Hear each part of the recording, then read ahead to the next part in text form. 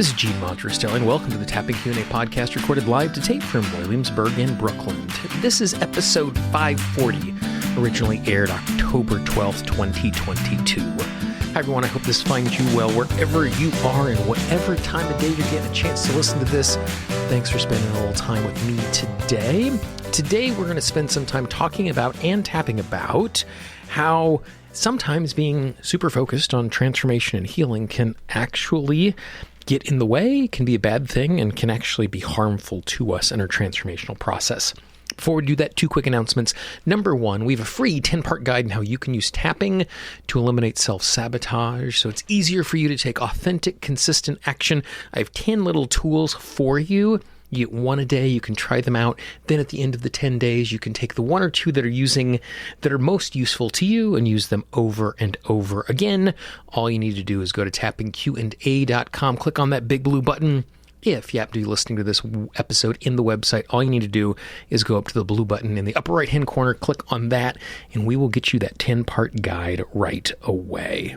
Secondly, I want to send a big shout out to everybody who supports the Tapping Q&A podcast. These are people who voluntarily contribute to make it easier for you to have these amazing audios, great interviews, tap-alongs, and at the moment, everyone who is a supporter of the Tapping Q&A podcast have also started to receive lab notes.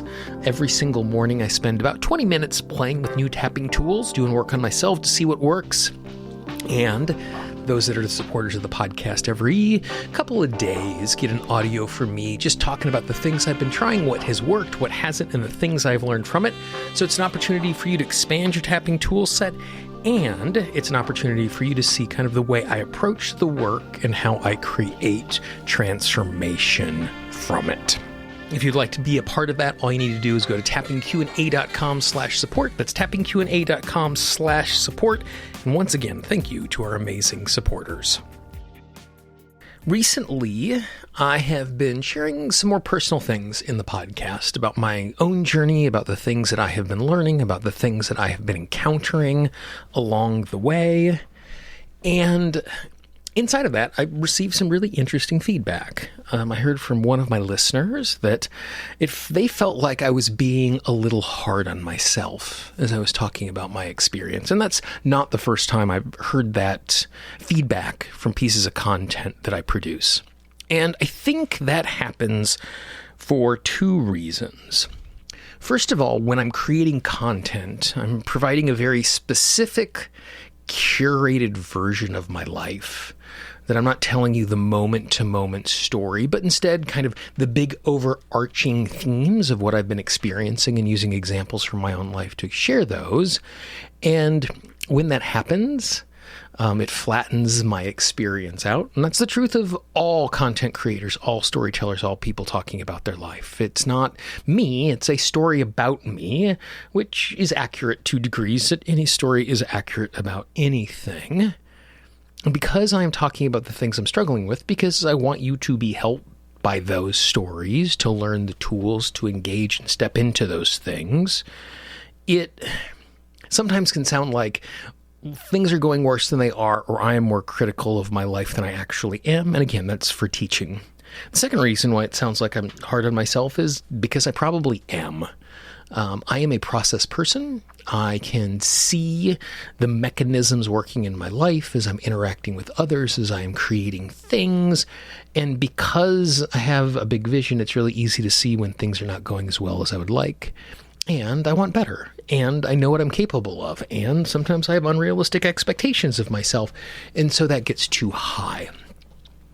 And so I think it's important to just really hear that feedback clearly, that I'm being too hard on myself. And I think for those of us who are thoughtful and deliberate about transformation, it's really easy to do exactly that. Because we can see the big picture. Because we can see what is possible, because we are aware of the things that we are doing and the things that we are not doing to move towards our goals. So much so, I have gotten to the point that I no longer ask my clients if they tapped on an issue since the last time we talked. I've always been asking that question as just gathering information, but that's not the way it's heard. Oftentimes, not every time, but oftentimes when you ask someone who has a transformational tool, did you use the transformational tool? That tone of voice that I just added there is the way that that is heard, even if we're not saying it that way, because we know we should be using the tools at our disposal. And if we're in a circumstance where we're not using them, if someone asks the question, did you use tapping or whatever tool, there's a part of us that goes, oh, I know I should be using this tool and I'm not doing it. And so we immediately, get our dander up and we feel like we're being questioned, even when we're not, because we're already questioning ourselves because we know what is possible and what is better for us. And so it is good that we are measuring our progress. It is good that we create plans to create transformation. It is good that we have tools and accountability partners and practitioners that we work with and trying to move forward. It is also good that we have some grace towards ourselves, recognizing the fact that we are not perfect, no matter how perfect the plan is. We are not perfect, no matter how much we know. If we did what we planned, things would work out so much better. And so I think it is possible for you, and certainly for me, to fall into the pit of being too hard on ourselves when we are working on the transformational process. And I have a number of clients who really bristle at tapping on. I give myself permission to be easy and gentle with myself. Because for them, they feel like if I'm saying, I'm giving myself permission to be easy and gentle with myself, I'm letting myself off the hook. It means I don't actually have to try because it's okay if I don't try. And being easy and gentle with myself is the opposite of being too hard on myself. Because I'm not giving myself a pass, but instead I'm giving myself permission to recognize context. Last Friday, I had every intention in the world to do a little private personal tapping for myself, and it did not happen, and it broke my streak. If you followed me for any length of time, you know that I like to keep streaks up, and if I miss a day, I have to go back to 0. And I'm currently working on a new tapping goal, and I broke my streak on Friday. And Friday was really busy. And I was dealing with some things personally, and I wasn't in the best health, and it had been such a long 6 weeks, I just kind of needed a break. And so in a vacuum, it's really easy to go, oh, you're supposed to be tapping every single day. You're teaching people to tap every single day. How dare you not tap on that Friday? And when I look at it in context, I recognize it's not actually the end of the world. It's okay that I missed a day tapping. It's okay that my streak is back at 0 and I just get to build it back up again. And I get to sit down today and yesterday and tomorrow and the next day and try again. And so I think it's good for us to have goals. I think it's good for us to have standards.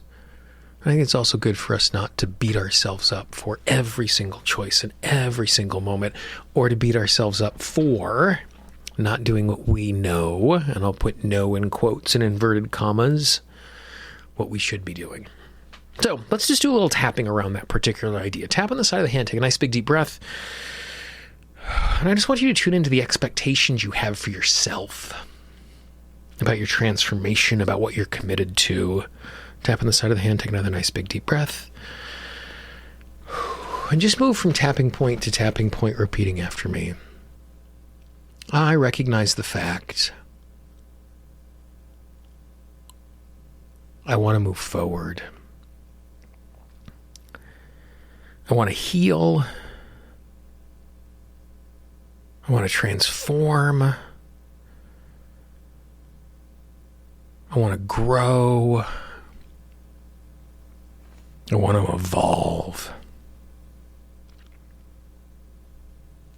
And I recognize the fact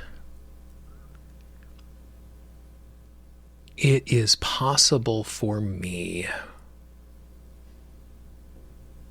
to be imperfect and still move forward. To not do exactly what I say I want to do, and still evolve. I give myself permission to be easy with myself. Give myself permission to be gentle with myself.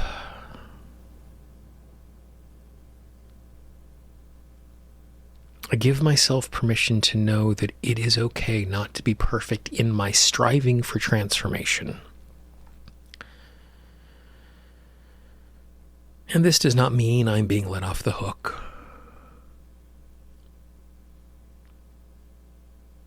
And this does not mean I'm lowering my standards.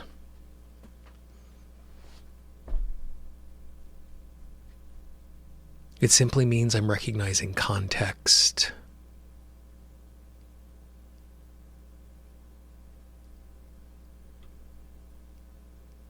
It simply means I'm recognizing I'm human.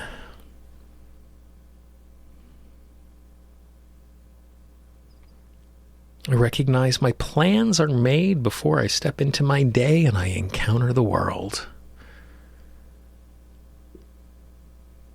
And the world occasionally throws me for loops.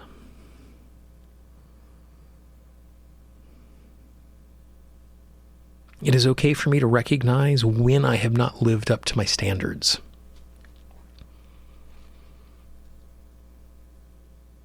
It's okay for me to recognize it is a process.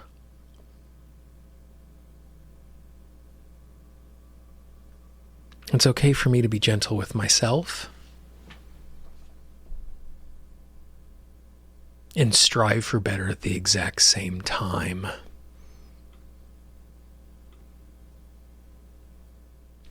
I give myself permission to navigate this in such a way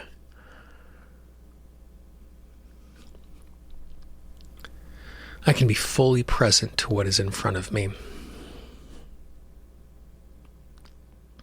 To celebrate my successes. To learn from my imperfections. I am in process. Because I am imperfect. And I give myself permission to be imperfect in my process for change and transformation.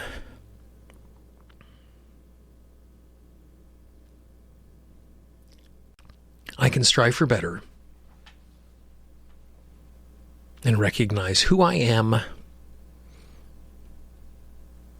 and acknowledge the context I am experiencing. Nice big deep breath. Give me a big stretch. I certainly feel lighter after doing that tapping. If you feel some tension, it doesn't mean you did it wrong. It just means that there's still something there to really explore. Maybe you go back and re-tap along with this. Maybe you sit down with a tapping buddy or a practitioner to help you to be gentle and honest with yourself in the transformation process. If you enjoyed this little audio, I'd really encourage you to pass it along to someone else you might think is useful. You don't have to spam your inbox and send it to everybody in the world, but there might be one or two people out there who would really appreciate something like this. And if you send them a note saying, hey, I thought of you today, I thought this might make your life a little bit better, that even if they don't listen to the audio, the fact you've reached out is going to make their day a little bit brighter. If you haven't done so already, I'd really encourage you to subscribe to the podcast. And podcasting parlance, subscribe is always free. All you need to do is go to the podcast app of your choice. You can go to Apple Podcasts, Google Podcasts, Pandora, Spotify, Audible, Amazon Music, iHeartRadio, basically everywhere you get audio online. Just search for Tapping Q&A, click follow, click subscribe. It's free. Most importantly, turn on those notifications so when a new episode comes out, you are notified right away. For the Tapping Q&A podcast, Gene Montrestelli, I hope you're having a great day, and I will talk to you real soon. Bye-bye. The Tapping Q&A podcast is copyright Gene Montrestelli Tapping Q&A.